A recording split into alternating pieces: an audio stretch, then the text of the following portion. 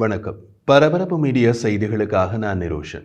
Lebanon தலைநகர் பெய்ரூட்டில் இஸ்ரேலிய விமானப்படை விமானங்கள் வெள்ளிக்கிழமை நடத்திய தாக்குதலில் ஹெஸ்பொல்லாவின் பொதுச் செயலாளர் ஹசன் நஸ்ரல்லா மற்றும் அவருடன் ஆலோசனை கூட்டத்தில் கலந்து கொண்ட தளபதிகள் கொல்லப்பட்டார்கள் என்பதை ஹெஸ்பொல்லா உறுதி செய்துள்ளது. முக்கிய தளபதி இஸ்ரேலிய தாக்குதலில் கொல்லப்பட்டால் வடக்கு இஸ்ரேலை நோக்கி நூற்றுக்கணக்கான ராக்கெட்களை ஏவுவது ஹெஸ்பொல்லாவின் வழமை. இப்போது முக்கிய தளபதிகள் மட்டுமல்ல, அந்த இயக்கத்தின் பொதுச் செயலாளரே கொல்லப்பட்டுள்ளார். எனவே அதற்கு ஹெஸ்பொல்லாவின் பதிலடி அதி உச்ச அளவில் இருக்க வேண்டும். அப்படியான பதிலடி எதுவும் இதுவரை ஹெஸ்பொல்லாவிடமிருந்து வந்ததாக தெரியவில்லை. சரி, ஹெஸ்பொல்லாவால் எப்படியான பதிலடியை கொடுக்க முடியும்? வழமை போல நூற்றுக்கணக்கான ராக்கெட்களை இஸ்ரேலை நோக்கி ஏவுவதுடன் நிறுத்திக் கொள்வார்களா? அல்லது ஹெஸ்பொல்லாவின் பதிலடி வேறு ரூபத்தில் வருமா? வழமையான தாக்குதல் போல அல்லாமல் வேறு ரூபத்தில் வரவே வாய்ப்பு அதிகமாக உள்ளது. ஹெஸ்பொல்லாவின் பொதுச் செயலாளர் ஹசன் நஸ்ரல்லாவின் படுகொலையை தொடர்ந்து ஹெஸ்பொல்லாவின் யூனிட் 910 என்ற சிறப்பு படைப்பிரிவு இஸ்ரேலிய மற்றும் ஜூத நலன்களுக்கு தெளிவான மற்றும் உடனடி அச்சுறுத்தலாக மாறலாம். ஹெஸ்பொல்லாவில் கருப்பு யூனிட் அல்லது நிழல் யூனிட் என்று அழைக்கப்படும் இந்த அலகு கடந்த காலத்தில் அமெரிக்கா, ஐரோப்பா, ஆப்பிரிக்கா மற்றும் ஆசியாவில் இயங்கி வந்தது. அத்துடன் குறுகிய அறிவிப்பில் குறிப்பிடத்தக்க பதிலடி தாக்குதல்களை நடத்தும் திறன் கொண்டது. சுமார் 32 வருடங்களுக்கு முன்னர் ஹெஸ்பொல்லாவின் முன்னாள் தலைவர் அப்பாஸ் அல் முசாவி படுகொலை செய்யப்பட்ட பின்னர் யூனிட் 910 என்ற இந்த பிரிவு வெற்றிகரமாக பழிவாங்கும் நடவடிக்கைகளை மேற்கொண்டது. ஹெஸ்பொல்லாவால் இயக்கப்படும் யூனிட் 910 அந்த இயக்கத்தின் மிகவும் ரகசியமான மற்றும் ஆபத்தான கிளைகளில் ஒன்று. இதன் கட்டளை தளபதியாக செயற்படும் நபரின் பெயர் தலால் ஹமியா. ஹெஸ்பொல்லாவில் இவர் அபு ஜாஃபர் என்றும் அழைக்கப்படுகிறார். இந்த பிரிவு லெபனானுக்கு வெளியே ஹெஸ்பொல்லாவின் உலகளாவிய தீவிரவாத நடவடிக்கைகளுக்கு பொறுப்பான அலகு.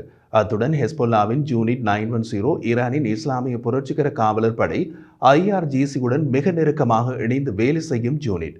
யூனிட் 910 என்பது சர்வதேச தாக்குதல்களை நடத்துவதற்கான ஹெஸ்பொல்லாவின் முதன்மை செயல்பாட்டு குழுவாக விவரிக்கப்படுகிறது. உடனடி நடவடிக்கைக்கு தயாராக உள்ள தீவிரவாத உள்கட்டமைப்புகளுடன் கூடிய பெரிய அளவிலான வலையமைப்புடன் இந்த பிரிவு செயற்படுகின்றது. நடவடிக்கைகளை மேற்பார்வையிடுகிறது.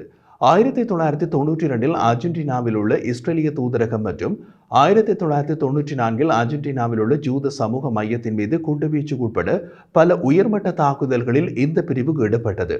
2012 பல்கேரியாவின் புர்காஸ் நகரத்தில் இஸ்ரேலிய சுற்றுலா பயணிகளை ஏற்றி சென்ற பேருந்து மீது தற்கொலை குண்டு தாக்குதலை நடத்தியது. உள்ளூர் ஷியா பிரிவு நெட்வொர்க்குகள் மற்றும் உலகெங்கிலும் உள்ள குற்றவியல் அமைப்புகளை நம்பியிருக்கும் யூனிட் 910 அதன் செயற்பாடுகளில் கடுமையான ரகசியத்தை பராமரித்து வருகிறது. யூனிட் 910 என்பது சர்வதேச தாக்குதல்களை நடத்துவதற்கான ஹெஸ்பொல்லாவின் முதன்மை செயல்பாட்டு குழுவாக விவரிக்கப்படுகிறது. உடனடி நடவடிக்கைக்கு தயாராக உள்ள தீவிரவாத உள்கட்டமைப்புகளுடன் கூடிய பெரிய அளவிலான வலையமைப்புடன் இந்த பிரிவு செயற்படுகிறது. நடவடிக்கைகளை மேற்பார்வையிடுகிறது. 1992 அர்ஜென்டினாவில் உள்ள இஸ்ரேலிய தூதரகம் மற்றும் 1994 அர்ஜென்டினாவில் உள்ள ஜூத சமூக மையத்தின் மீது குண்டுவீச்சு உட்பட பல உயர்மட்ட தாக்குதல்களில் இந்த பிரிவு ஈடுபட்டது. 2012 பல்கேரியாவின் புர்காஸ் நகரத்தில் இஸ்ரேலிய சுற்றுலா பயணிகளை ஏற்றி சென்ற பேருந்து மீது தற்கொலை குண்டு தாக்குதலை நடத்தியது. உள்ளூர் ஷியா பிரிவு நெட்வொர்க்குகள் மற்றும் உலகெங்கிலும் உள்ள குற்றவியல் அமைப்புகளை நம்பியிருக்கும் யூனிட் 910 அதன் செயற்பாடுகளில் கடுமையான ரகசியத்தை பராமரித்து வருகிறது. யூனிட் 910 கடுமையான பாதுகாப்பு பயிற்சியினை பெற்ற மற்றும் பெரும்பாலும் வெளிநாட்டு குடியுரிமைகளை பெற்றுள்ள செயற்பாட்டாளர்கள் சிவிலியன் மறைவின் கீழ் இயங்குகிறார்கள். ஹெஸ்பொல்லா ஆதரவாளர்கள் மற்றும் நட்பு வெளிநாட்டு அரசாங்கங்களுடனான தொடர்புகளை தமது தளவாட மற்றும் செயல்பாட்டு நோக்கங்களுக்காக இந்த யூனிட் கடந்த காலத்தில் பயன்படுத்தியது. சமீப கால தசாப்தங்களில் யூனிட் 910 செயற்பாடுகள் முதன்மையாக தென் அமெரிக்கா, ஆப்பிரிக்கா மற்றும் ஆசியாவை மையமாக கொண்டுள்ளன. அதே நேரத்தில் யூனிட் 910 அமெரிக்கா மற்றும் ஐரோப்பாவிலும் சிவிலியன் போர்வையில் செயற்படுகிறது. மேற்கத்திய நாடுகளுக்கு எதிரான ஈரானின் நிழல் போரில் இந்த பிரிவு குறிப்பிடத்தக்க பங்கு வைத்திருக்கிறது. அமெரிக்க பாதுகாப்பு மற்றும் உளவுத்துறை நிறுவனங்கள் மற்றும் பொதுமக்களை குறிவைத்து நடத்தப்பட்ட நிழல் ஈரானிய தாக்குதல்களில் யூனிட் 910 பங்களிப்பும் உண்டு என்று அமெரிக்க உளவுத்துறை CIA தெரிந்து வைத்துள்ளது. CIAயின் ஒரு உளவு அறிக்கையின்படி யூனிட் 910 நியூயார்க்கில் உள்ள JFK விமான நிலையம் உட்பட முக்கிய தளங்களில் தாக்குதல் நடத்த திட்டமிட்டுள்ளது. அமெரிக்காவில் கைது செய்யப்பட்ட ஹெஸ்பொல்லா இயக்கத்தை சேர்ந்த அலி குரானி அமெரிக்கா மற்றும் இஸ்ரேலில் தாக்குதல் நடத்துவதற்கான குழுவின் திட்டங்களை வெளிப்படுத்திய போது அமெரிக்காவில் யூனிட் 910 செயற்பாடுகள் அம்பலமானது. மொத்தத்தில் ஹெஸ்பொல்லாவின் இந்த அலகு இஸ்ரேலுக்கு வெளியே இஸ்ரேலிய சார்பு இலக்குகள் மீது தாக்குதல் நடத்த வாய்ப்பு உள்ளது. அப்படியானால் லெபனானில் இருந்து இஸ்ரேல் மீது ஒரு போரை ஹெஸ்பொல்லாவால் தொடங்க முடியாதா? அது சற்று கடினமானது. ஒரு ஆண்டுக்கு முன் ஹெஸ்போல்லா இருந்த அளவுக்கு பலத்துடன் இப்போது இல்லை. அதன் டசன் கணக்கான முக்கிய தளபதிகள் கொல்லப்பட்டுள்ளார்கள். பல ஆயுத கிடங்குகள், ஆயுத தயாரிப்பு மையங்கள் தாக்கி அழிக்கப்பட்டுள்ளன.